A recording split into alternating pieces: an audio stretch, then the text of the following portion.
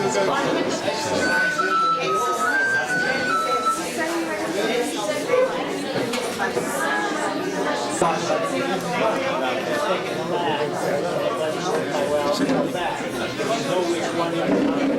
a statement and I'll videotape you. Why not?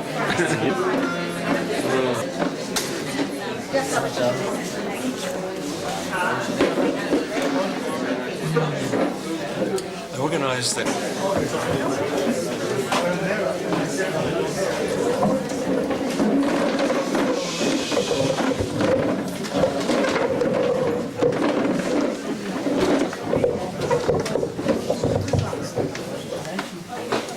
Good evening. We're gathered here tonight to remember Mickey. Chazal tell us that there's a mitzvah on the mace to be forgotten from the heart. So what are we doing? Are we trying to defy Chazal, to deny the mace's mitzvah? No. The dead will be forgotten whatever we do. We're here to remember the living. Mickey's body may have died, but Mickey still lives on through us. Don't we all still see him standing there with his big smile and his happy voice saying a kind word or a joke when we need encouragement? Or feel the hand he holds out to us in times of need? The list is endless, but I'm only here to make introductions. Instead of gathering to remember, we are coming together to be reunited with Mickey. There are two kinds of reunions, one at which people recount memories and anecdotes from the past to elicit a tear or a smile, and those where people come just to be together with one another. Tonight, we come just to be together. We will not be hearing much about Mickey. Instead, we will be spending time in his presence. We will now hear a few words about Mickey from his wife, Mrs. Danny Klein.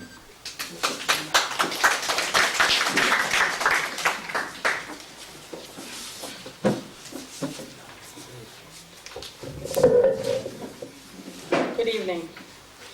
Rabbanim, family and friends. We've gathered here tonight to commemorate Mickey's second Yahrtzeit, which falls on the first day of Hanukkah, tomorrow night.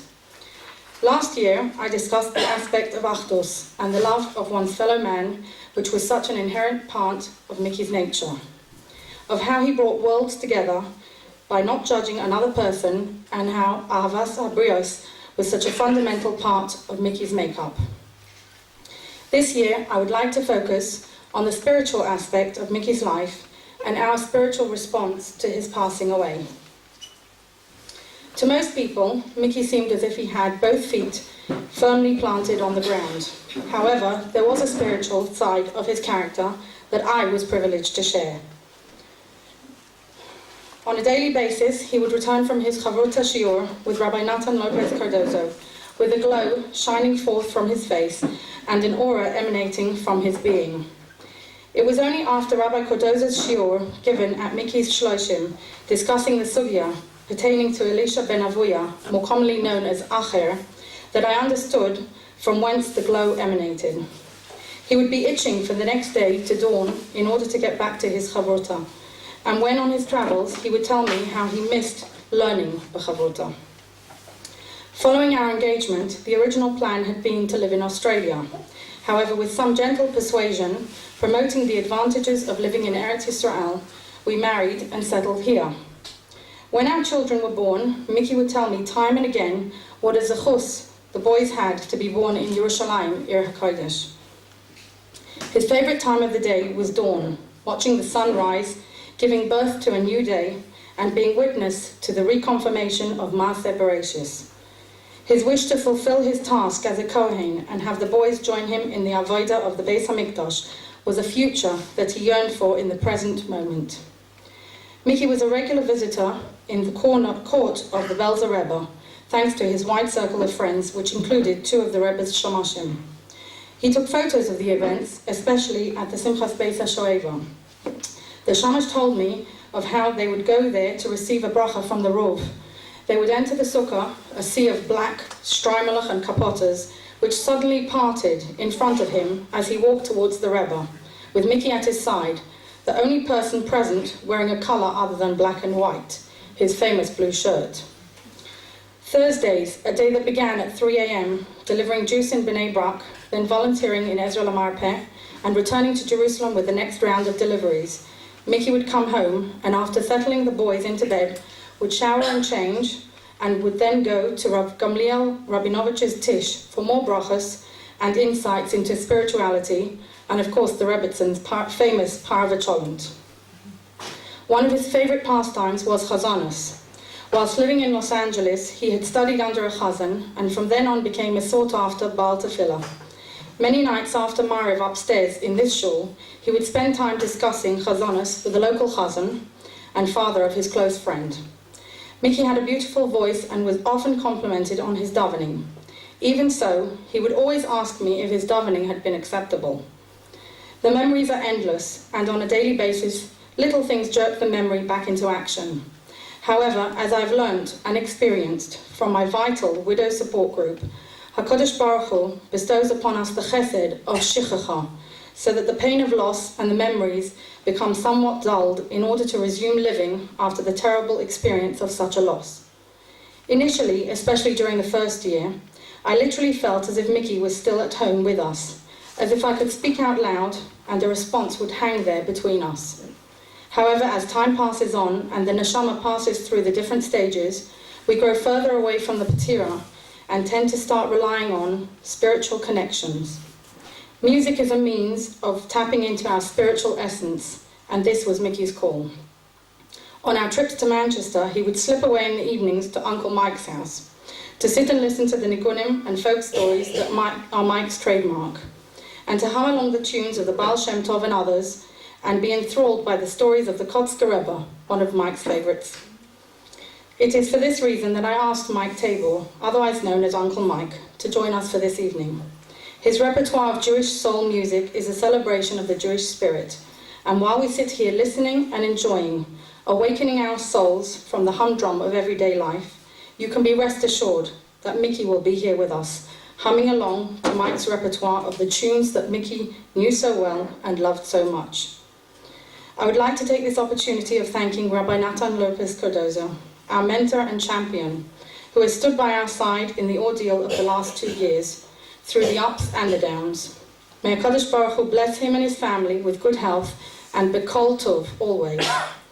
My thanks also to Larry Pfeffer, Leah and Yermi Newlander, whose tireless efforts in arranging the publication of the book available here tonight brought it to fruition, and to Dr. Maury Bank and Dr. Les Glassman, who published it.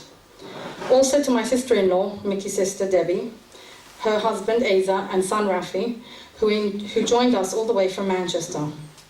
My everlasting gratitude to our friends who in the absence of family have become our family, and finally to my family, who have literally toiled to enable us to keep moving forward even in the darkest hours. At this time of the year, Hanukkah, the Festival of Lights, may we be zoicha to see the light and to tip the balance in the favor of spirituality over Gashmius. May we emerge triumphant as were the Maccabim in our fight for Jewish survival and sovereignty over our land. May we gain spiritual uplifting from the musical experience of this evening, and may Mickey gain Eloi Neshama from the learning of this gathering. We'll be going up to Mickey's kever tomorrow morning at 9 o'clock, and we'll have a minyan for Mariv at home tomorrow evening before candle lighting at 5:15. Thank you very much for joining us.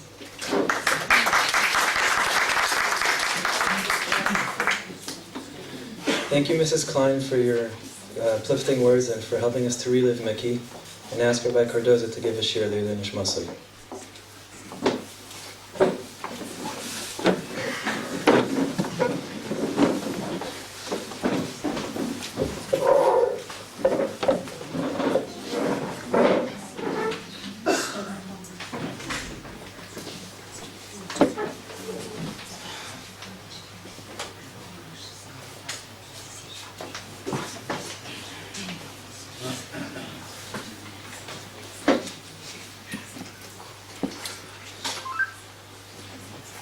Shoot, Rabbanim, all of you, Daniela.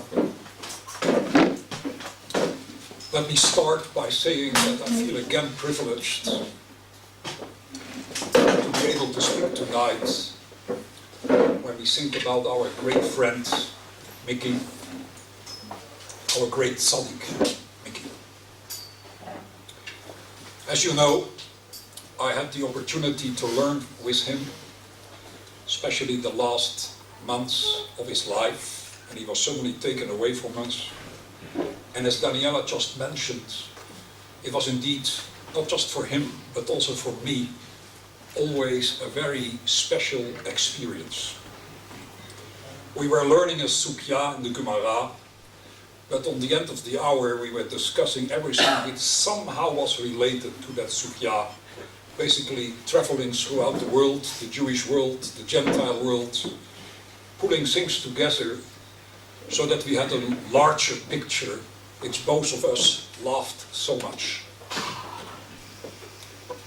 Before I will speak about this topic more carefully, I just want to mention, just only for a moment, how impressed I am with Mickey's wife, Daniela.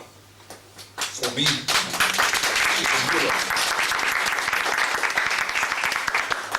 she's a hero, the way how she made her ways, how she established her life, continued to live with Mickey in his spirit, and how a fantastic personality she is in the way how indeed she is an example to all of us. And we thank you for that, Daniela. Friends, it was just mentioned before that one of the most special midot of Mickey was his smiling face. Always in a good mood and always looking for the higher worlds. He was a businessman, he was involved in very material matters, but to him that had a totally different meaning than it has to most of us. There was something about him, in all sincerity, which stood out, and which I still see at this hour, at this moment in front of me, when I think about him and how we used to sit opposite each other at our table at home and discuss all these matters, which are far beyond, let's say, the material world in which we normally need to live. And it's about that matter that I want to say a few words tonight, which I think will, in many ways, tell us who Mickey was. Because one of his great midot was that he was able to enjoy every second of his life. There was never with him, as far as I knew him, anything where he was waiting for a moment to enjoy his life. It was taking place now, achshav. And he was fully involved in that. And because of that reason, he looked to this world differently than most of us do. It's tremendous art to do this. To be able, even in the most difficult moments, to enjoy life. To take every moment, somehow to cut it out, to make it to stand on its own, and then to look to it and to say, what a marvelous moment. What a moment of tremendous niflaot, of nitzim, of miracles. If you can walk through life like that, then you have done something very special, which I can say that I'm very jealous of. To be able to do that. Not to wait for something, but to enjoy it and to be with it now. And that is what I want to focus on tonight. And I will do that in relationship to something which we do, and especially do on Shabbat. And that is the art of walking. The art of walking.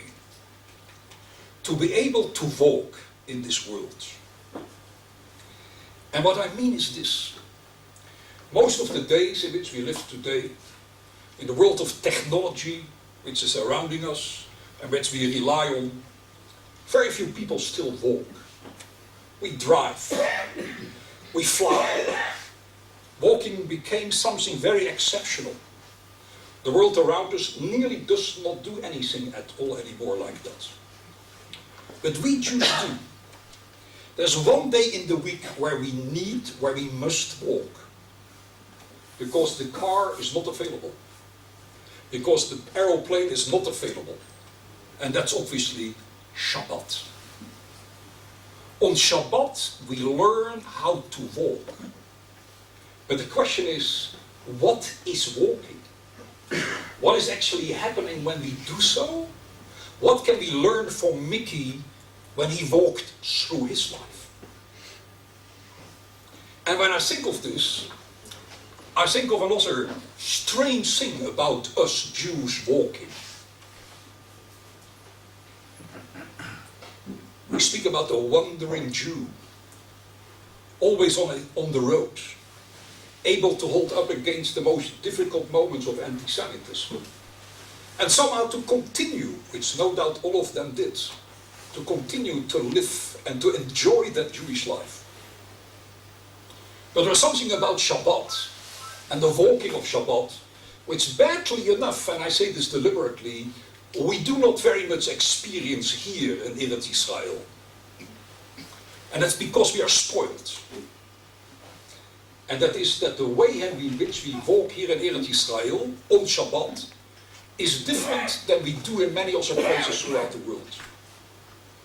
Because nearly everywhere outside Israel, with a few exceptions, when we walk, we are told that we can only walk and we cannot carry. We cannot take something with us in our hands. Unless there is an eruv, which here in Israel is the normal phenomenon. Outside Israel, it's a constant reminder that walking is something very special, which I believe we should not lose here in Eretz Israel, when we have this opportunity which we are so used to that we can even carry in the streets. But somewhere, because of that reason, we miss a tremendous opportunity. And I will try to explain what I think that means. I don't have to tell you. One is not allowed to carry on Shabbat. It's one of the Lametet Melachot, one of the 39 prohibitions in the Torah. And it's very interesting to note that the largest part of the Gemara discussing the Hilchot of Shabbat is about the prohibition to carry. Extremely complicated. What and how. And obviously even more complicated is the way how you build an eruv, which makes it possible again for us to carry. All complicated. Anybody who has learned Gemara knows exactly what I'm speaking about. But we do know that carrying has absolutely nothing to do with something being heavy. I can't even carry my handkerchief. I can't carry the most lightest object. All what I can carry is myself. All that what belongs to me as far as my garments is concerned, and perhaps a little bit of jewelry, that's all what I'm allowed to take into the Reshut HaRabim, into the open court, into the public domain. But for the rest, not my handkerchief, not my talit, not as anything else I can take with in the public domain. It has to stay at home. What does this mean? What is the Torah trying to tell us over there? I once said to my students, and I want you to remember that, the Jewish tradition is a remarkable tradition. And one of its most remarkable things is that it will find a problem for every solution. It will find a problem for every solution. Anything which is normal in this world, anything what is day-to-day experience, becomes a halachic issue with us. Suddenly there are all sorts of conditions. One of them indeed is walking on Shabbat. You can't just walk like the rest of the world walks. Because walking has to take place, carefully taking into account that I cannot take anything with me except my garments. And nothing more than that. Let me try to explain what I think this means. And by that I will explain, I believe, a midah of our great Mickey, Yahrtzeit. There is a pasuk in the Torah which has seemingly nothing to do with this, but it gets right into the issue. In the beginning of the Bereshit, in the creation chapter, we read about all the different things which have been created by HaKadosh Baruch Hu. And then in the middle we read the following words. Vayomer Elohim, and God spoke, and he said that She ha'aretz deshe esef. Let the earth bring forth grasses, Masria zera, with seed. And then it says, Ve'etz pri ose pri le minon. And it should also bring forth a fruit tree, which will bring forth fruit le minon, in accordance to its kind. So it says. That is what HaKadosh Baruch Hu is saying when he introduces this creation. I want to create something which is a pri, which is an eitz pri, ose pri. It is a fruit tree which is producing fruit. But Rashi in his commentary here tells us that when you look a little later in the Psukim, after the event, after the creation, that something went wrong, if that's the right word. Because a little later the Torah tells us that in fact the tree, the fruit tree, is no longer called eitz pri or se pri le minon. It is no longer called a fruit tree which produces a fruit in according to its kind. It only says that God created the fruit tree, or the tree which brought about fruit. But it does no longer say the fruit tree which gave birth to fruit. Says Rashi like this. What is the meaning of the words eitz pri or se pri le minon? And Rashi answers, Sheyehei tam ha'etz ketam ha'pri. It means to say that when we in English translate the word a fruit tree which produces fruit, obviously there's a redundancy here.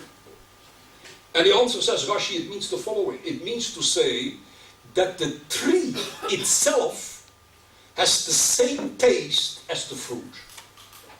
It is not just the fruit, the orange, the apple. When I taste it, I will then taste the fruit like an apple or an orange.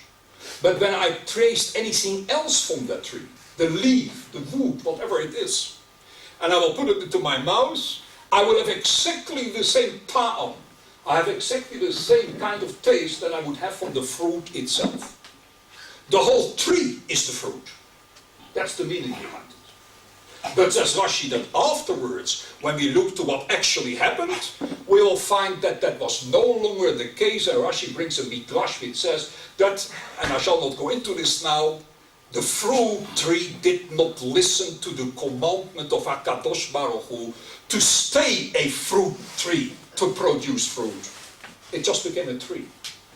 And it just produced fruit. The tree did no longer have the same taste as the fruit, like our trees today. Rashi then continues and says that that had something to do with some kind of a punishment, and obviously we can only take that in the allegorical sense of the word. But there is a difference here between, hear well what I say, between the ideal and what actually happened. Between what the world should be all about and what actually came of this world. The world should have been a place where every fruit has the very same taste as the tree, or the tree as the fruit. But what happened, in fact, is that that no longer came about, it never came about. The reality about this world is different than what it should have been. The reality of this world is different from what it should have been. And we need to understand what that means. Which takes me to walking. Professor Yehuda Gelman, good friend of mine, a great thinker, once reminded me, lahavdil, that in Chinese philosophy there is a concept called walking. And in that particular statement of Chinese philosophy, and Chinese philosophers were great philosophers at the time, there is something which no doubt our Chazal are alluding to. They speak about walking. And they tell us, for example, like this, that there are really two kinds of walking in this world. And if I would have to translate it in today's language, I would say, there is walking and there is walking to something. And if you know German, or if you know a little bit of Yiddish, then you know there's another word for walking. Spazieren. Spazieren means to say, I'm just walking without any goal. I do not need to go anywhere. I'm strolling around. It may be in a circle. That's walking. On the other side, if I'm walking to something, I'm no longer spazieren. I'm not busy in strolling. I have to get somewhere. That's the goal of my walking. My walking is purely the means to get to that place. But spazieren is not like that. Spazieren means to say that every step which I take is the very goal itself. I don't need to get anywhere. I enjoy the second, every moment that I'm walking. That's the difference. In Chinese philosophy, Lahavdil, it therefore, for example, says that mountains are walking. What does it mean that mountains are walking? Mountains means to say, not that they are literally walking, but they just are. They don't need to get anywhere. Their very existence is what they are all about. That's the meaning of walking. It doesn't mean physically walking. It means to say, I am what I am, and what I'm doing is all what there is, and that's the ultimate purpose. That's spazieren. One can walk, and one can walk too. The difference is enormous. The difference goes right to the midah of Mickey. Mickey used to walk. He never walked to something. Not that he didn't have to get somewhere, like we all do. But there was also a kind of walking taking place. And to explain that, let's go back for a moment to this pasuk. What is the difference between saying that the fruit tree produces fruit and a tree which produces fruit? If we are speaking about the tree, that is what ultimately happens in reality, then it means to say that the tree is only there to produce the fruit. It is a means to the fruit. It carries the fruit, the orange. It carries the apple. If we would ask what is the purpose of this tree, we would answer the purpose of this tree is to produce an apple or an orange. That's the tree we know of. But that was not the original intention. When HaKadosh Baruch Hu called on to his creation to produce trees, he says, I want them to be fruit trees, who are also, by the way, producing fruit. Says Rashi, what is the meaning behind that? The meaning is that the fruit, or better the tree, is not just there so that it ultimately will produce throughout a particular part of the year that particular apple or orange, and for the rest it is only there to wait till the moment that it is able to produce it again. No, it is not a means at all. The tree itself is the purpose. It has the ta'am. It has the very taste of that specific fruit, because the fruit is not only found in that fruit, it is also found in the tree. So now we have a different kind of tree. The tree which we have is the very ultimate goal. It is no longer the means. And that is exactly what I said before. The tree is walking. It is not walking to, because that would only be a tree. But the fruit tree, as it is understood here in our Chumash, is a tree which has its purpose not just in the very fact that it produces that piece of fruit, but every second of that particular existence of that tree is a purpose in itself, because it already has the ta'am. It has already got the taste of what ultimately that fruit tree also has to produce, or the fruit has to produce, and there is no difference between the fruit and the tree. That's the difference between walking and walking to. And that, my dear friends, is an enormous difference. Because the question in life indeed is, how do we deal with life? How do we live our lives? Are we walking to? And we perhaps consider a good part of our lives to be wasted. But we need to do so because we have to get there. And there's no other way getting there but moving myself to that particular point. Or am I able to say that the walking itself becomes the ultimate object? As much as on the end I may have to get the object somewhere, but the truth about it is my enjoyment of the very walking, the spazieren, the strolling around, is just, if not greater, than the ultimate goal where I have to be on the end of the day. My dear friends, if you can live in your life walking instead of walking to, then you are living in Gan Eden. Then you live in the paradise. Because ask yourself one question. What happened in the paradise? Before Adam Arishon made this mistake of eating from that tree, which by the way Chazal tells us, was a tree which also had as its very fruit, its same time as the tree, and the tree as the fruit. Before that time, everything was in place within that world of Gan Eden. Adam didn't have to go anywhere. He had the opportunity, the tremendous religious experience of constantly walking in the presence of God, and he was strolling. He was spazieren. He was just walking around, and every moment was another opportunity to somehow have an encounter with HaKadosh Baruch Hu. That broke down a moment after he ate from that tree. When he removed that tree from the world, that tree which would have told him how to live his life, suddenly everything became a walking to. And therefore he was told that this place, Gan Eden, you can no longer stay.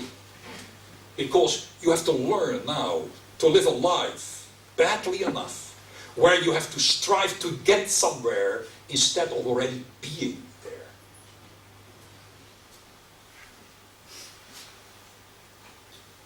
Shabbat, Chazal tells us, is like Olam Haba.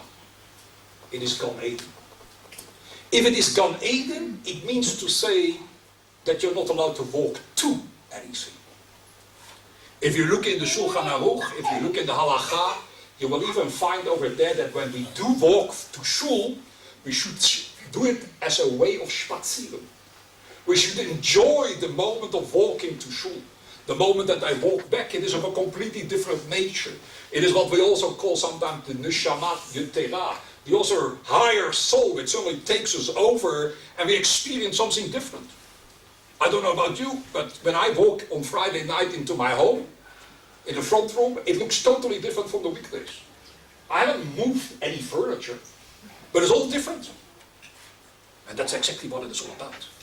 Because the moment that you enter into the world of Shabbat, there is no external anymore. I don't need to get anywhere. I am already there. And every move and every step I make is of a completely different quality. And that, my friends, in my opinion, is the reason why it is forbidden to carry on Shabbat. Because if I carry something, it means I have to get somewhere. It means to say I've got an object in my hand and I have to move it to the other place. Suddenly it is no longer the tree or the fruit tree which is producing fruit, but it's just the tree which is producing fruit. Chazal tell us, wait a moment, once in a week you need to go back to Gan Eden, to the Garden of Eden. There's one moment when you have to experience what Adam Arishon experienced before he ate from the tree.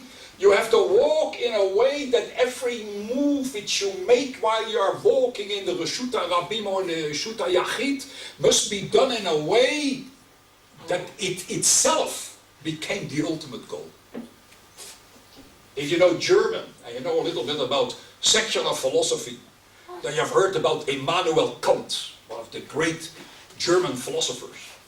He used to speak about, and there's no translation possible in English, das Ding an sich, which means the thing itself. Most of the time we don't have that. Most of the time we don't experience, because we're always trying to get somewhere, and most of the time, by the way, by the time we get there, we realize that we have to be somewhere else. Das Ding an sich is merely an experience that's no longer part of our lives.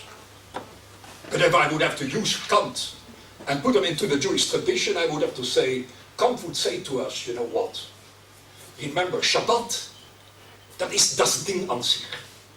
It is the thing itself. It's the very being itself. And because of that, don't carry anything except yourself.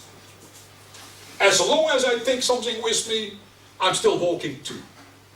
But the moment that I can take hold of myself, and for a moment I focus on myself and I say, all what there is to me is me.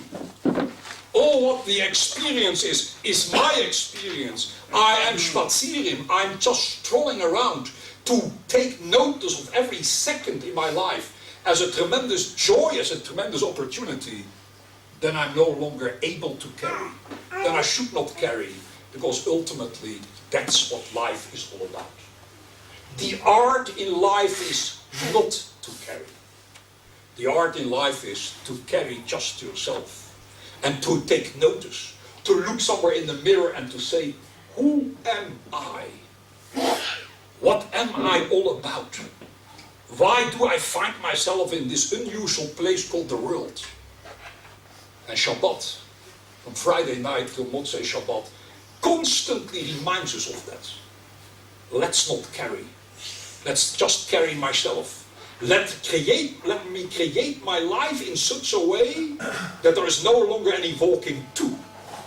There's just walking. The mountains walk.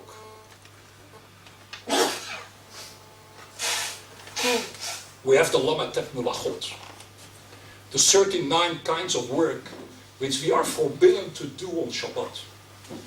What is the meaning by that? I would say that the real reason behind that is obvious. If you're not allowed to do any grinding, writing, building, harvesting, all these 39 of them, we all know them, with all their rabbinical laws, whatever belongs to it, all of them are focusing on one thing, and that is to walk to. I need to produce something. I have to get somewhere. I'm a farmer, I must make sure that on the end of the day I get my harvest. I'm a businessman, I must be able to make this particular deal. I have to write things down, I have to do loads of things, but all these things are always seen from the perspective of, this is not the thing itself. I need to get somewhere, and I need to use these Lametet Mulachot to get there. And therefore the Torah says, no on Shabbat. Therefore it says, any illusion to it, any way by which we can prevent that, by which suddenly we are taking away these Lametet Mulachot and putting them aside, and suddenly I have the opportunity to say to myself, now that I can no longer do any of these Lametet Mulachot, you know what? I have a lot of free time. I have a lot of free space. The world makes an enormous mistake when it believes that freedom is by being constantly busy with all sorts of things to achieve them. The real kind of freedom is not what we want to do, but what we should be doing to make ourselves to understand who we are. That's, by the way, the reason why we find in the prophet, Im tashif mi Shabbat rachlecha. If you remove, as we say, turn away your foot on the Shabbat from pursuing your business, Bayom Kodshi vekarata le Shabbat onek, and you call that particular Shabbat a moment of tremendous enjoyment, and you're constantly busy trying to understand what that means, Astit anak al Hashem, then there is ta'anuk al Hashem. Then there is tremendous enjoyment, because then you have an encounter with HaKadosh Baruch Hu, which so very many people are looking forward to and are not able to achieve. The Jew can achieve it if he understands what Shabbat is all about. To carry ourselves. On the other side, the great art, as Chazal tells us, is also that when we are in the weekdays busy with the Lametet Mulachot, we have to produce, we must be busy, we must make money, we must all do the things which after all makes this world to run. Then the question is, if you are able to take the Ruach, if you're able to take the spirit of Shabbat, where you learn to walk and not to walk to, it becomes possible that even when you do these lametet melachot, you do not just do them because on the end you have to have the harvest, but also because you enjoy the derech, the road to get to the harvest. Then it becomes walking itself again. Many, many years ago, I was once asked to speak at a sport event. And the sport event was consisting of a marathon, where the idea was obviously, by all the people who were enjoying this, that somebody had to run faster than everybody else. And the one who would be first, at the end, he would win and get the prize. So they asked me if I would say something to that particular person who ran in first. So I said to them, I'm prepared to do that, but I want you to know you probably will regret that you asked me to do so. And they regretted it. And I tell you why. I said the following to them. And you will understand now why I said that. The fellow who came in first, I said to him, I will not give you a mazel tov. As far as I'm concerned, you lost this particular marathon. And you know who was the one who won it? The one who came on the end, the last one. For me, he's the one who really made it. And I'll tell you why. You run so fast that while you were running, you got one thing in mind to get there first. Did you see anything on the road? Did you see the flowers? Did you see all the people standing on the side waving flags? Did you see all the other beautiful things which you passed by? You didn't see anything of that.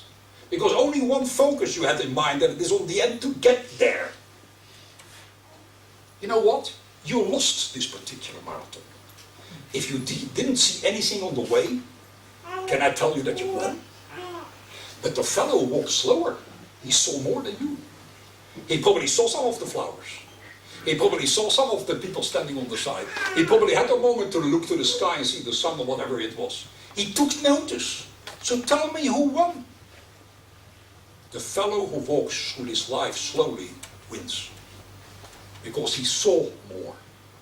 He took in more.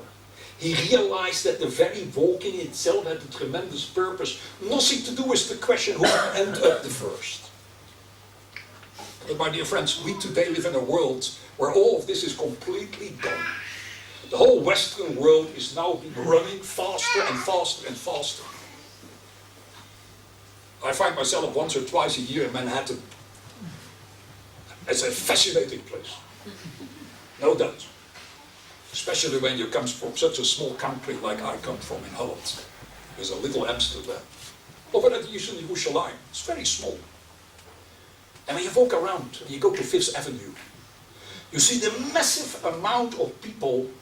They do not walk, they run. They run like crazy to get to all these different places. Everybody's very busy. And I tell you, I've never done it because I didn't want to get myself into great trouble, but I would like to stay or stand one day in the middle of Fifth Avenue or Broadway and suddenly tell all these people who are running, do me a favor, just sit down for a moment. And tell me something. What are you doing? And I tell you that the vast majority will look to me and say, yes, what am I doing? I'm running every day through Fifth Avenue, to Broadway, through all these different places, only to get somewhere. Did you see something on the road? Did you see the right things? Did you take notice of the beautiful people walking around there? Or whatever else there is? Or even the architecture of New York, which is very beautiful? You didn't see anything of that. My dear friends, that's not the way of living. Shabbat is a day of protest. Rabbi Norman Lamb, a good friend of mine, the head of the Yeshiva University, once said to me, there are only one people who can call themselves Protestants, and that's us. We are the Protestants of this world. We protest, that's the reason why they don't like us. Because constantly we disturb the world. We are constantly busy telling people, this is not the way to do this. This is not how you live your life. But we are a minority. And it's very hard for people even to grasp the idea, because we have also in our educational system moved ourselves so very far away from it, that when you speak in terms of walking, most people don't even know anymore what you're speaking about. We have lost that art. Im tashif mi Shabbat rachlecha. The Torah tells us, the Navi tells us, be able at least once a week to live. But it means one thing, don't carry. Just walk, spazieren. Let me deepen this out a little bit more. Because I really believe, in all honesty, that somewhere this was reflected in Mickey's personality. The opportunity, the incredible knowledge, intuition which he had to be able to walk. Even when he was very busy doing his business. He had a different perspective. And that was his smile, that was his whole way, how he looked to everything. In Parashat Bechukotai, it says like this. Im bechukotai telechu. If you walk in my chukot, in my laws. Veit mitzvotai tishmeru, and you keep my commandments. Va'asitim otam, and you keep them, look properly after them. Says the Torah a little later, very interesting. Ve'isik lachem dayish it batzir. Then you live your life like that, if you walk in my chukim, if you walk with my mitzvot, if you observe them, then at the time of the threshing shall reach until the moment of the vintage. Ubatzir yasik et hazara, and the vintage shall reach to the sowing time. Meaning to say that the Torah tells us there will be an enormous amount of bracha if you live in according to my commandments. You know what you find yourself in? That when you walk into your fields, you will find so much food over there that you don't really know what to do with it, because there's plenty enough, there's more you can deal with, and one particular harvest will overtake the second harvest, and on the end you will pile up more and more of all that food. So much the bracha will be. V'yashaftim la'beitach ba'artzchem, and you shall live in your country in great security. V'achaltem lachmachem le'sova, and you shall eat your bread in great satisfaction. Asks Rashi, obvious. Is the meaning to say that on the end of the day there will be so much harvest that most of it we will have to throw away? Because there's no way how we can eat it all. How can that be a bracha? And therefore Rashi comes up in according to the Midrash with another interpretation. It says it doesn't mean that there was more food than at any other year or at any other time. It means ochil kim'ah, says Rashi. It means a person would only eat kim'ah a little, v'hu mitbarech b'me'af, and he would be blessed in his me'af, in his stomach. He would only eat very little, a few grams of something, and he already would feel fulfilled. He already feels satisfied. That says Rashi what it means. It doesn't mean to say there was more. It just means to say that the quality, if you want to call it like that, of that food was such that by eating a little bit, you were already satisfied. And therefore, you ate only a little, and therefore there was always plenty enough. That is what happens when you keep the commandments of the Torah. But the famous great mashkiach of the Mir Yeshiva before the war, Rabbi Yerucham Meir, one of his famous Sifrei Musar, he says something very interesting over here. He says, it is not the quality, and I want you to hear this well, it is not even the quality of the food which makes the difference. Not the normal pshat in Rashi is that you eat a little and that's it. No, says Rabbi Yerucham Meir. It means something else. It is not the quality of the food, but it is the quality of the man. The kind of person, the mentality of that person is the one which ultimately decides how much he needs to eat. And I translate for you in English. He writes, to be satisfied and happy is the greatest blessing bestowed on man. But such a blessing has absolutely no relationship to the amount of food or possessions which man happens to eat or to own. The Torah teaches, he says, us that when the people of Israel live in accordance with the requirements of the Torah, man will be blessed with a frame of mind. Hear this word, a frame of mind, in which a matter of possessions and food will take a very different dimension. our attitude, our hashkafa, the way how we look to food and to possessions will change mentally. And therefore, when we speak about eating a little, it doesn't mean to say there was something very special about that food. The food was the same food you and I eat. But my mentality, my way of looking to the whole material world, he says, changes as a result of me keeping the mitzvot properly.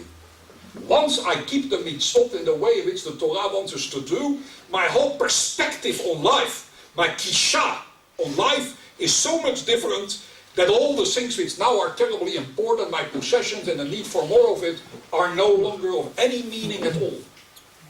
Why, my friends? Well, to come back to what I said before. If everything in life becomes a moment of enjoyment, if everything in life has its own meaning, das Ding an sich, then all the things which we are constantly striving for, and we need to have because we are told that without it we will not survive, suddenly will fall away. And that's probably what is going to happen in the days of the Mashiach. When we look back and we say, why were we so busy getting all these things? They're meaningless. And I do not mean to say by that that the Jewish tradition is completely opposing the material world. It is not. But I want us to realize that the way how we deal with the material world will very much depend on our mentality and not on what that material world actually is standing for or what it is able to offer us. What does the Torah say on Shabbat? Al yetzei adam mimekomo b'yom hashvi'i. A man shall not go out from his makom on the seventh day. And Chazal, the rabbis, in a very interesting way mean to say by that, they say what it means is that every person has his makom. A makom means to say, I am walking, and I'm not walking too. I am myself. And therefore, on that particular day of Shabbat, I am not going mimekomo, from beyond that particular place, because that is who I am. Or if you want to say it a little different, you know that the word makom is always obviously also used for Hakadosh Baruch Hu. Hamakom, like we say in the Haggadah on Pesach.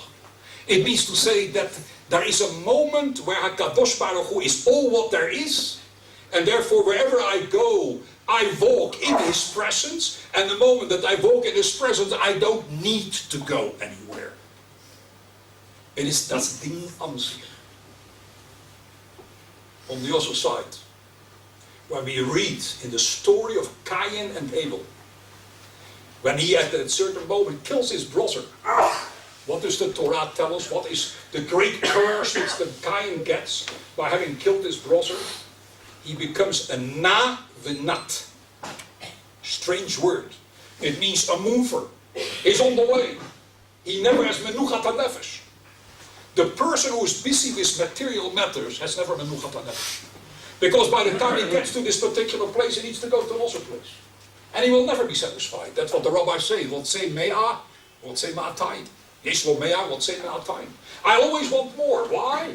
Because I am always walking too. But if you just would be spazieren, there wouldn't be such a quality. There wouldn't be such a problem. I am always in my own makom. I will always be in my own place. And I will never be a na-venat. But the moment that I take the life away from another human being, my mentality changes.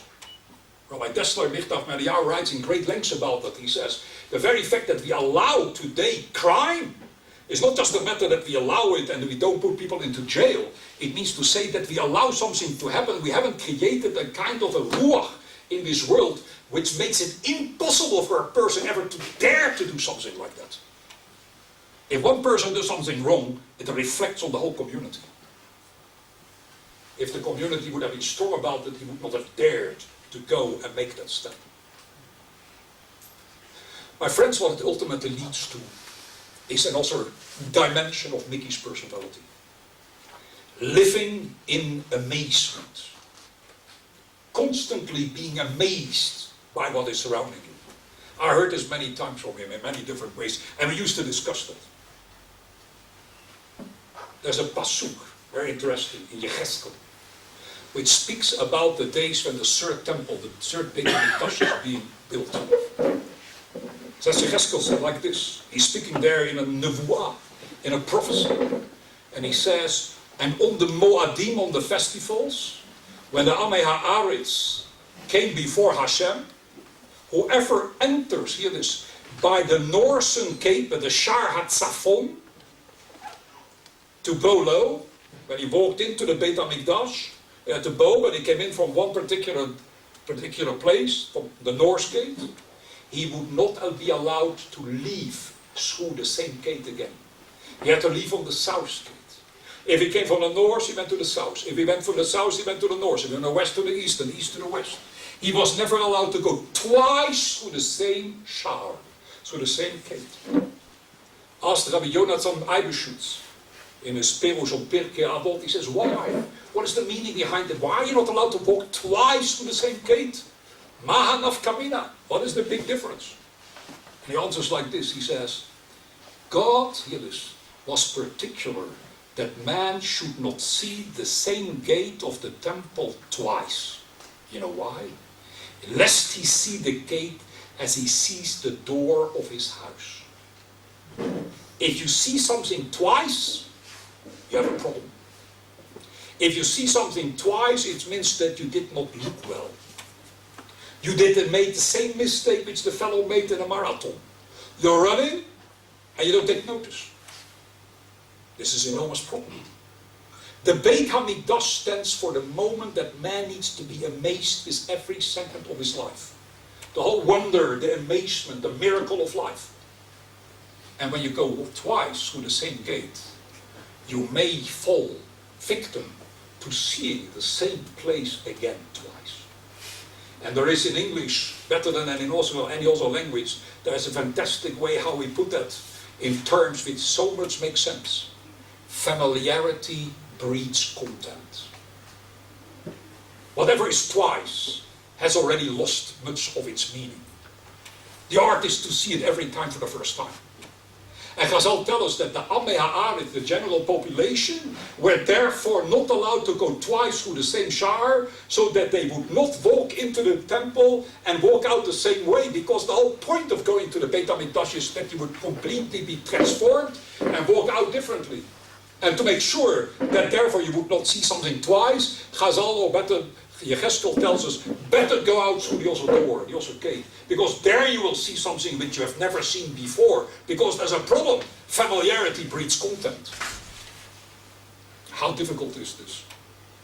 If you walk two in this world, then you have a problem of familiarity breeds contempt. Then you don't see so many things, but you don't take notice. And the truth about it is that we see many things of which we never take notice. And I dare to say that after 120 years, when we go up there, they show us the same world as we have been, and then they will tell us, did you see this? You came by every day and you didn't see it? No, I didn't see it. How can that be? We know the answer. You know what I was busy with? I was walking too. And I was not walking. I was eating from a tree which was the wrong tree, because it was a tree which did not have the tam, kapri, like the tree itself. The greatness of being religious, and this is badly enough also forgotten in our own communities, is to live in constant amazement. All our tefillot, all the mitzvot, I would dare to say, are there to remind us one thing. Be amazed. Constantly be taken back by something. If it is a little bee, if it is a flower, if it is one particular move which you make, even when it is on Shabbat, the very fact that you can't just open the door of your fridge on Shabbat or not just put on the light, it is all there to remind you. Be amazed of electricity. Be amazed of the fact that there is a fridge which you can use and you can put your food in and it stays fresh. All these things. Remember one thing. Philosophers of science tell us constantly that we have got no clue why it is like that. Nobody ever explained to us why the sun goes up in the morning, goes under in the evening. We can tell you exactly what happens and how it happens. But the moment you start to ask the ultimate question of why, then we all live in total amazement. Religion is the art to live in amazement. Religion is a protest to take anything for granted in this world. And that was Mickey. Never taking anything for granted. Always to see something, I personally heard that many times from him, where he would say, look, the little things in life, the trivial matters. Abraham Joshua Heschel, one of the great American Jewish philosophers, used to say that the Jewish tradition exists out of making sure that every trivial matter is a matter of great kedusha, of great holiness. There are no trivial things in this world, because everything what takes place in the time and in front of HaKadosh Baruch Hu. How can they be trivial? How can they be insignificant? But to learn that is an enormous problem. And Shabbat is the specific day on which we need to remind ourselves of this. And if you look around Lahavdil in non-Jewish philosophy, then you will find indeed that philosophers who were able to pick this up, and there were some very great ones, indeed constantly made that point. The wonder of this world. I don't know if I ever mentioned this before to you, but in that case I repeat myself. You know what a bracha is? A blessing which we make. Imagine you take an apple into your hands, and just before you put it into your mouth, somebody says, wait! Says, why? You're going to do something extremely dangerous. What's dangerous about eating an apple? There are hundreds of different dangers coming about. Who says that you can swallow it? Who says that your body can deal with it? Who says that it will make all the right moves so that to make sure that you get all the vitamins out of it and all the rest will leave you again? How do you know for sure it will happen? If one little thing will go wrong, it could explode you. One little matter will go the other way than we normally expect it to go, and everything will go wrong. To eat is dangerous. There's only one way to remind us how incredibly great it is that you and I can eat, drink, smell, breathe, whatever else it is by for a moment just to stop, just before we do the act, and say one very profound English statement. Wow! How is it possible? Now, my dear friends, for those who know Ivrit well, what is the Ivrit translation of the word wow? It's not wow. I tell you what it is. It is Baruch atah Hashem Elokeinu melech haolam shehakol niya bidbaro. That's our wow. Because for everything we need to say wow. But we say, let's say it a little bit more sophisticated than the English do. We will say, God, we are standing in total amazement. We need to say this. We shout it out, Baruch atah Hashem Elokeinu melech haolam. That's what real religious life is all about. But it's true. And I speak to myself as well. We often forget this. We make a bracha without even realizing anymore what we are doing. How many of us, including myself, are saying a bracha when we say, wow? One of the biggest problems of Jewish education today, that we get so used to saying wow, that it's meaningless. But if you look carefully, and you see what Chazal had in mind, and why they built these brachot, and why and how they stated these brachot, it was exactly for that very reason. And my friends, that's what Mickey stood for. It creates incredible joy, even in the most difficult moments. Joy is not pleasure. Joy is the act of doing something and feeling that you grow spiritually from the experience. Sorrow is when you do something and you feel that you descend, that you lose something of your spirit. One must live in fire. While I'm speaking, I remind myself that I read somewhere that a great Hasidic Rebbe once asked his Talmidim, what would you do if your house is put on fire, it's burning down? What would you save? And everybody up came as another answer. And the Rebbe said, you know what I would save? The fire itself. The fire itself is what makes us to live. The fire itself is what constantly makes us to be amazed, which makes us aware that we are walking, or that we should be walking, and not just walk around in this world, looking for opportunities without realizing that it is right in front of us. Das Ding an sich is here now at this moment. That's, I think, what is the meaning of the pasuk. As you all know, Tachat Asher Lo Avadata et Hashem Elokecha Besimcha. Since you did not serve God with joy, or betov levav meirov kol, from all the great things which He gave you, you are in trouble. Again, joy is not just a matter of pleasure. Pleasure is something totally different. Joy is the constant growing of what we are and what we should be. The constant opportunity of walking around. My dear friends, about this topic much more is to be said. But I just wanted to mention these words, because in many ways they describe who Mickey was. He was the man who walked around with a smile, not like you and I smile, but because he realized every moment of his life was a moment of das Ding an sich. He had the great opportunity of walking without ever really thinking about the ultimate two. And by that he became an example to all of us. Somehow it seems, for reasons I do not know, that they needed him more up there than here with us. Let us not forget who he was and what he still is for all of us, and make sure that because of that reason his aliyat neshama, his walking over there in Olam Haba, the constant coming closer to the Shekhinah, the spazieren of his neshama, is what we all should strive for in this little life which we live over here.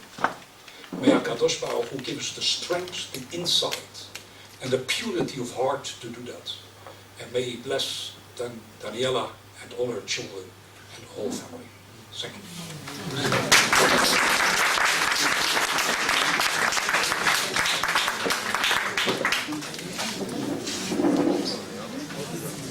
Thank you, Rabbi Cardozo, for your fascinating and inspiring speech. Thank you for finally teaching us how to walk.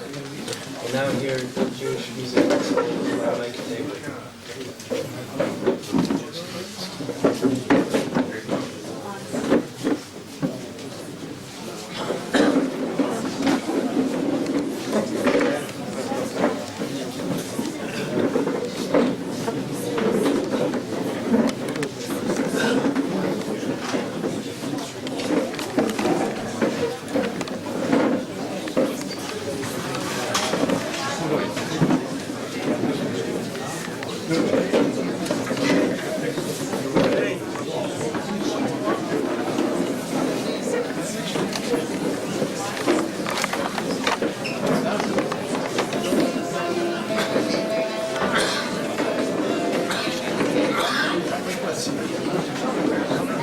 Those people have to go because they're Vedim or they can't stay for the music.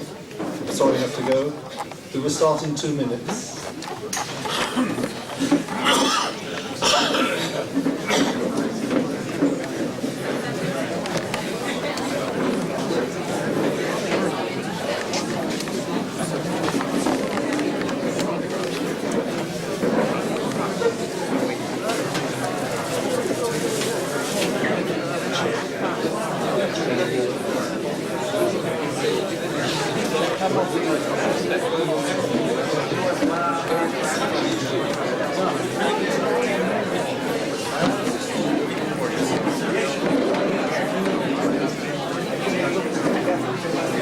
How are you? Are you on sound?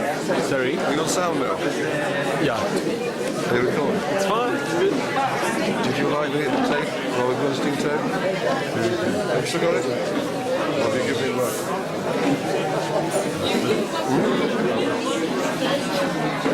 You think you still have it? Sit down and enjoy.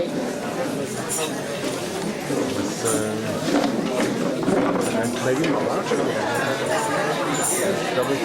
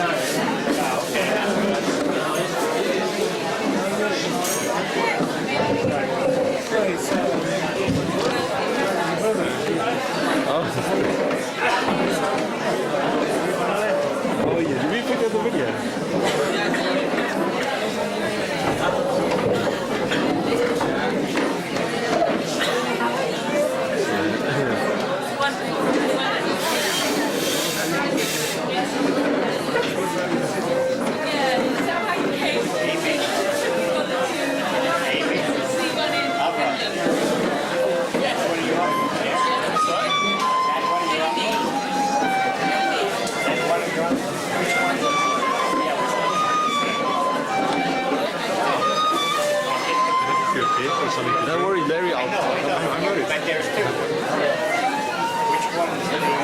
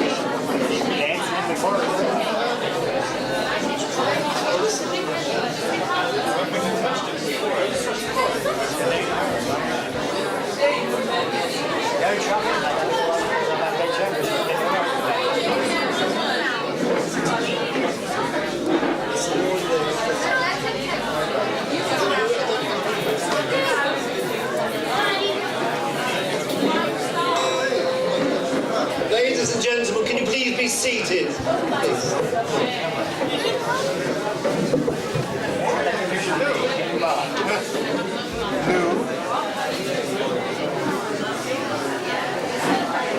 Danny, can you turn the lights down?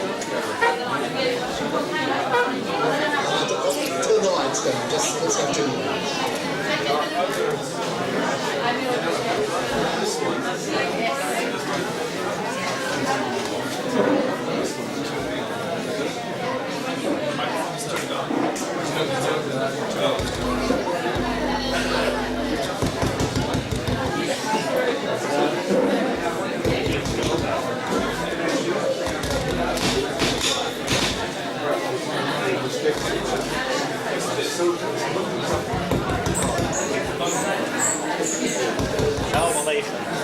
Idiots indeed.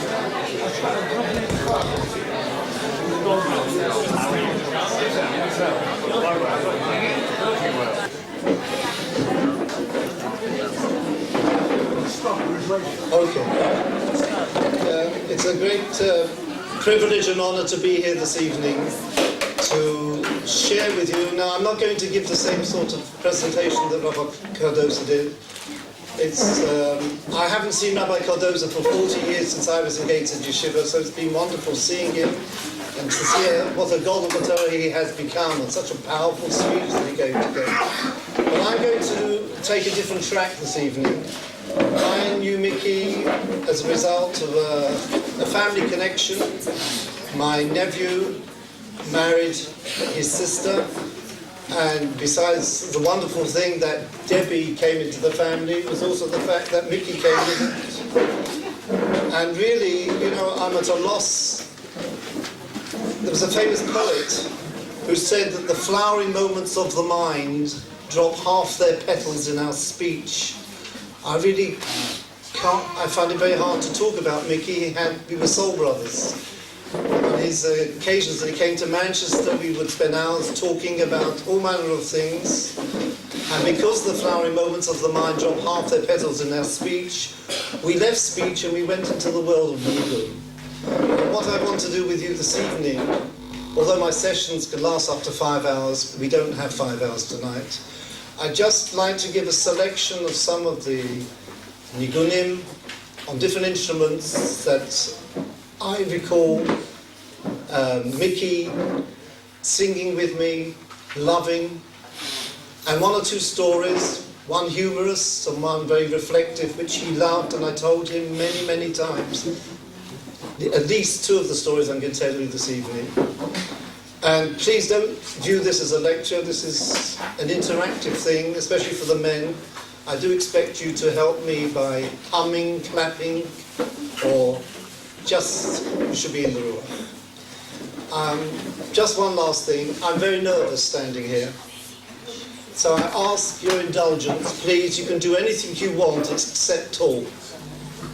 If you talk, it makes me nervous, and especially if you're playing the violin. A nervous violinist is the most excruciating experience in the world. Because if you're nervous, your fingers move a millicentimeter, and on the violin, that is an absolute disaster. So I hope you'll bear with me. What do I want to do this evening? Well, I do sessions around the world, and I call them a taste of heaven. And what do I need for a taste of heaven? I always tell the organisers, I need a circle of chairs, I need a l'chaim, or at least could I have some water to drink? I need a candle or reduced lighting, and my favourite instrument, the bouzouki. Well, we've got some other instruments. What's tonight? Tonight is really to share with you a taste of heaven, and with Mickey, because for Mickey, his spirit is still with me, and I'm not exaggerating. His smile, his earnestness, his honesty, his integrity, and I think this will come through the stories I'm going to share with you and the nigunim. I'd also like to welcome a good friend of mine. I was his shadchan, and his wife is here. They now live in Manchester. He's the best Irish drummer in the world, Alex. Pardon? We live in Yerushalayim, And they now live, and they've left our side. The colour was from Manchester, so Manchester bereft of her. And now they're in Yerushalayim, Kodesh, and they have helped marry off some of my kids. So how's that for Mid-Canadian? Okay, ladies and gentlemen, you know, I was told I'm not going to give a lecture. I remember Reb Shlomo used to say, Reb Shlomo Kalhoff used to say, he said, when you learn in Gemara, you learn, please, can I have quiet? When you learn in Gemara, you say, Tonu Rabbanon, they learn, they said. Because you're talking about logical sequence of thinking. But he said in the Zohar, it often uses the verb, not to say, but he oposach, he opened.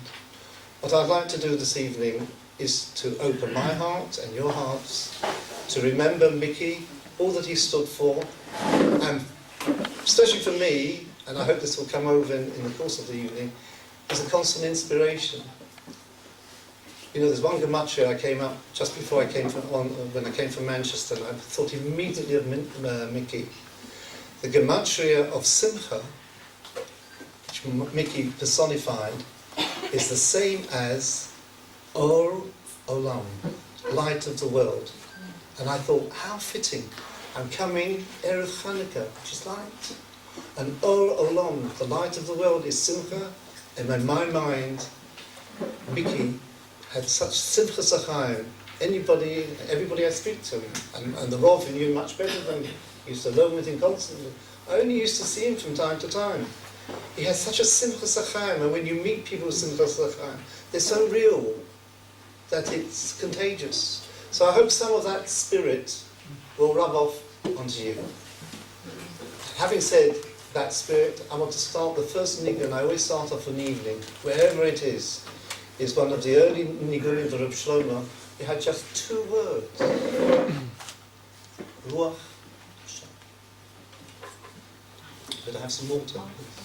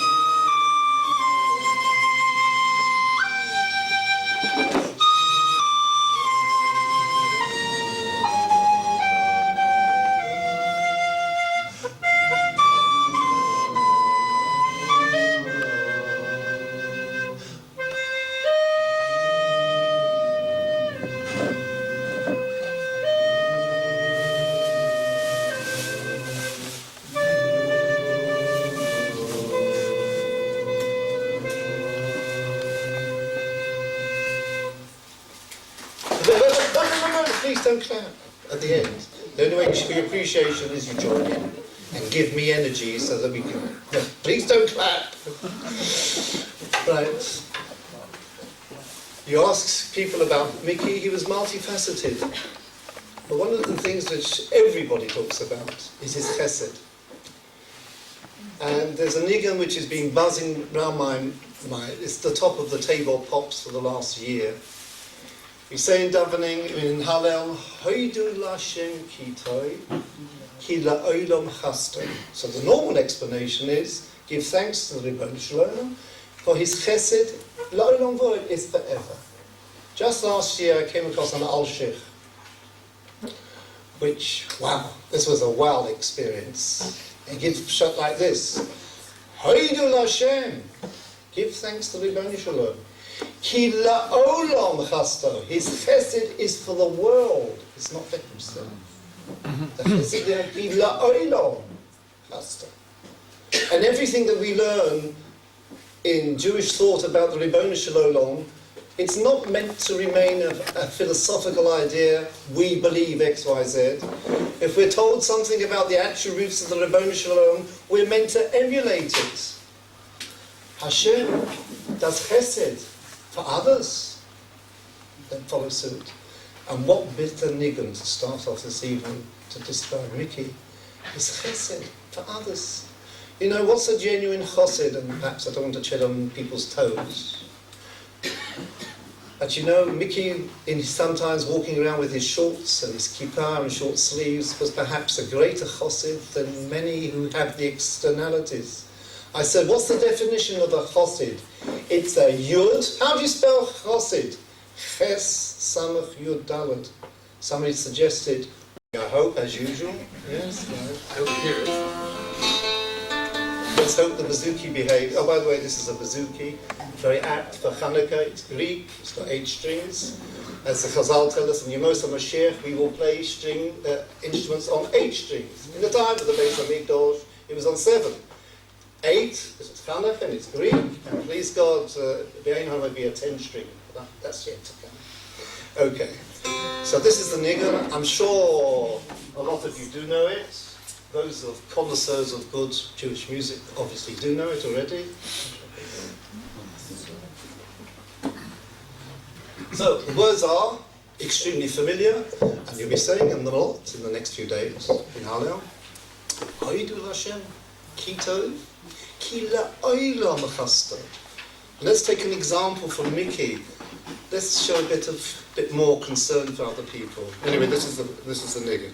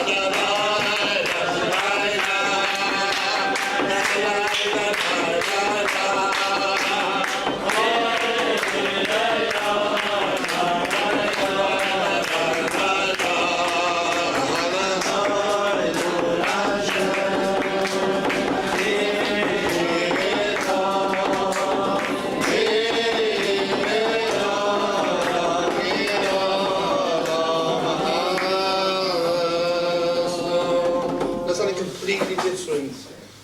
Mickey loved this instrument, the ocarina of South America.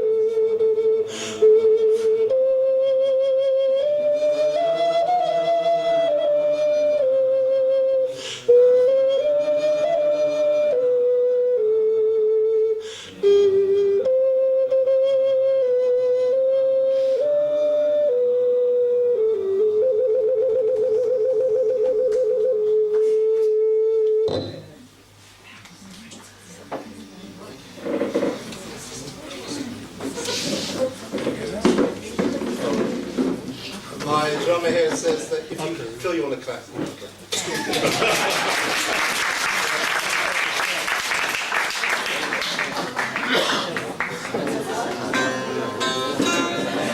You know, Chazal tell us the greatest Jewish musician who ever lived was David HaMelech.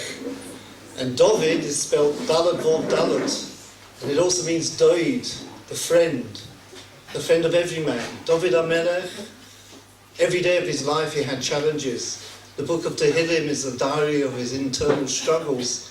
But Doid He's our friend, he gives us a helping hand because of his inspiration, often through music.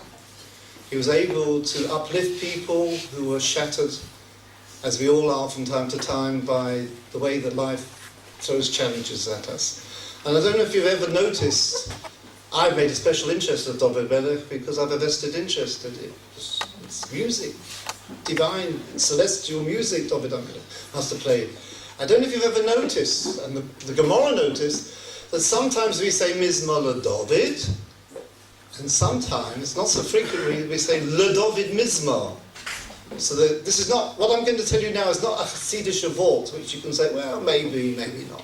This is a Gemara in Pesachim, I don't remember which time. The Gemara in Pesachim says, why does it say sometimes a Mizmor LeDavid? In fact, when I counted it last time, I think it's 29 times, Mizmor LeDavid. And only twice, I think, LeDavid Mizmor. Now listen what the Gemara says, amazing understanding of the human condition. David HaMelech, as you know only too well, was a person in his life was often beaten down by the arrows and slings of outrageous fortune, lived a stressful life, getting into a rut. Do I need to say any more? But like every human being with any sensitivity, he needed a way of escaping that. He needed inspiration. So when it says Mizmor LeDavid, says the Gemara, how did he do it? There are many ways you can do it. One of them is learning Torah, definitely. But sometimes when the pain perhaps is so deep, you need something which can perhaps go right inside, beyond your kishkas.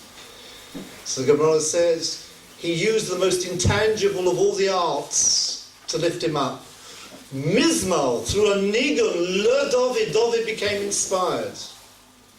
And David HaMelech, who is the friend of every man, most of the time he was in that situation. He wasn't high. He wasn't inspired. He needed the means, LeDavid, to become inspired. But occasionally, says the Gemara, LeDavid, he was already high. He was full of inspiration. He was full of joy. And to quote the quote I mentioned before, what do you do when you have tremendously deep emotions? The flowering moments of the mind drop half their petals in speaking. So what do you have to do if you want to give expression to the deepest feelings? LeDavid, when he was high, Mizmor. It's the good old nigunim which were able to give expression. I feel so strongly for Mickey, I feel his presence here, that I hope that these nigunim that I'm going to play tonight will give expression to really the inspiration that he gave me. Let's change the mood totally. Let me tell you one of my funniest stories of my travels around the world, which I connect with Mickey. But before we do that, there's a nigun connected with it.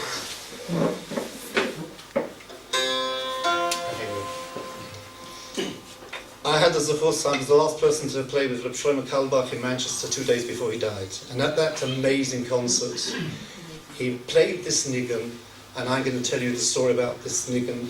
It's one of my funniest stories that I tell. But let's do the nigun for. The words are very appropriate. Here we're in Yerushalayim. The words are, Meheiro, let it be soon. Meheiro, Meheiro, Hashem Elokeinu. Please God, let it be soon. Meheiro, Meheiro, Hashem Elokeinu. Meheiro, Meheiro, Hashem. Oid Yishama, Yorei Yehuda, Ulechutzaish, Yerushalayim. He sang that nigun. And that really got into me. But let's play it first and I'll tell you what happened to it.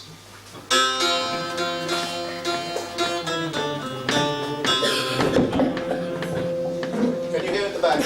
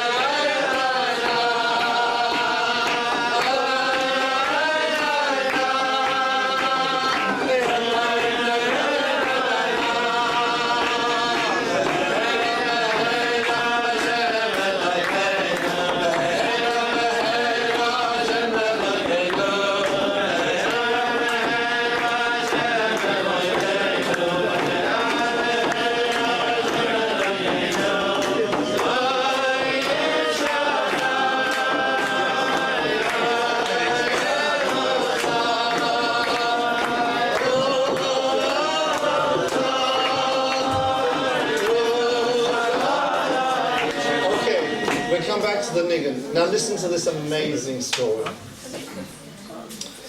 The concert was in Manchester. A few months later, I'm invited to a town in England called Bristol, which is really off the beaten track, Jewish-wise. It's on the border of Wales, a very small, assimilated community.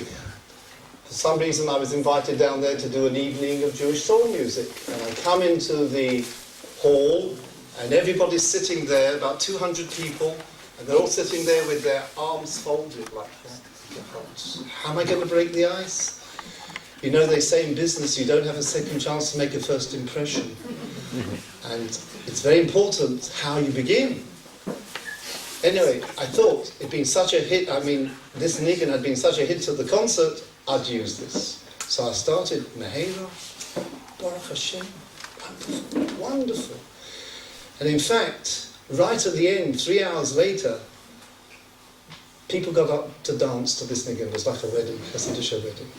Now, in the break, there was one lady who came up to me and she said, Mike, she said, I can't stay for part 2 because I've got to take my Japanese friend home. Okay? She said, please don't take it personal. I have to leave. After the break, she stayed. And she, this lady, was the one who took all the women to a side and started dancing to this Niggun. So it was such a success, I called it the Bristol Niggun. I always try to associate a Niggun with a different place. Perhaps I'll have a Yerushalmi Niggun here tonight, who knows? Wait and see. The Rebbetzin of that community I had seen had recorded the evening. It was a 3-hour session, and on my scale it was an A+ evening. They don't always A+, but that was. So I phoned her up and I said, Rebbetzin, do you have a tape? Yes. She said, Mike, I want to tell you something. You know that lady who came up to you in the break and said she had to leave? I want to tell you something about her. Her husband is an ex-Anglican priest. I said, that's interesting. She said her mother died in Auschwitz. She is not involved in the Jewish community. She involves herself just with the refugees in the Bristol area. But she came that evening because it wasn't just religion, it was a bit of culture, it was about music, so she came. I want to tell you something. Her husband came to me this week and said to her, do you know that melody that Mike Tabor played at the end that my wife got up to dance to? We've been singing it all the time. Oh, we're dancing around the table to it. Rabbi, you know we don't know anything, we're not believing. Is there a possibility that we could have some lessons about Yiddishkeit? Oh, so I heard from Reb Shlomo you should also have holy chutzpah. I thought, right. I said, could you give me an address? So she gave me an address and I wrote her a letter and I said, I'd heard that you enjoyed the evening. Would you like a copy of the evening, including the Bristol Niggun? And I got back a most amazing letter. She wrote back and said, dear Mike, I was brought up in the shadow of Auschwitz and the Holocaust, of gloom, of despair. Never thought that anything in Yiddishkeit had anything at all to do with Simchas HaChaim. And here you float in from Manchester, 300 miles away, and you play one of these melodies. I just don't know what to say. Here's £10. Keep the rest of the money. Just send me the cassette. And that started a correspondence between us, which I'm not going to discuss the evening. So now I have, on my repertoire, the Bristol Niggun. I know it works. A few months later, and this is we get into the story that I want to share with you. A few months later, I'm invited by Seed organisation. Joe Grunfeld's a good friend of mine, also from Gateshead, at the same time as Rabbi Cardoza.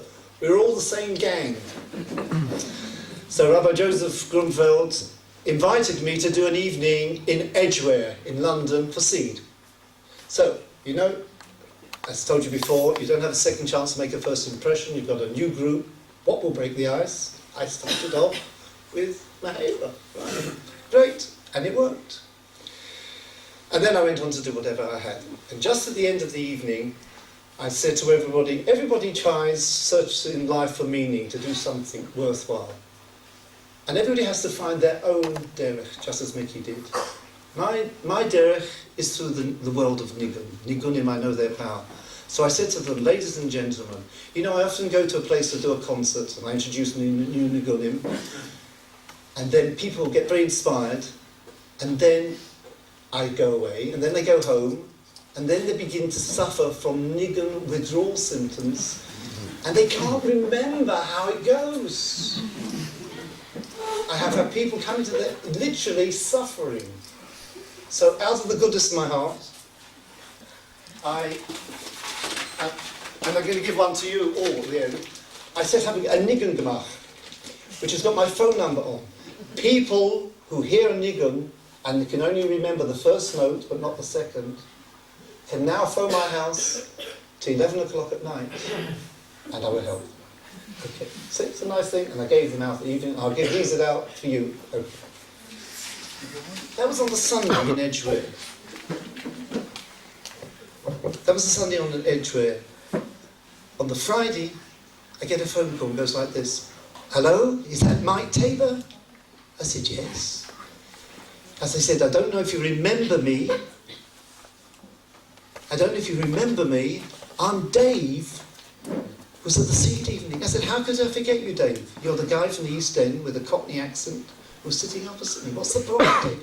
He said, Mike, that Bristol niggin is absolutely blooming marvellous. He said, I've been singing when I go in the street. I've been singing it when I'm at home. I sing it when I go to work. So what's the problem? He said, I've forgotten it. Please, Mike. So I said, okay, Dave. To my word, I did. I said, Dave. He said, why do you want this niggin? Why is it so important to you? He says, I'm coming to Manchester for Shabbos, and I'm staying with a Rabbi Stanton, and I want to introduce. I say, Rabbi Stanton, he lives round the corner to me. Why don't you come to my house, Motzi Shabbos?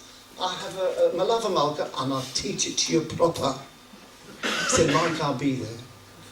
So Dave comes round, Motzi Shabbos, have a few friends round. He said, Mahero. It's wonderful, singing with the Slavas. And I wondered, who is this person? And I remember looking at the clock, it was midnight. And midnight's a special chatzos. So I said to Dave, tell me, what do you do for a living? He said, Mike, don't worry. He said, I'm an undercover VAT inspector based in Bethnal Green. Based in Bethnal Green. He said, don't worry, I'm not here on business, because there were a number of businessmen there, but there was the others.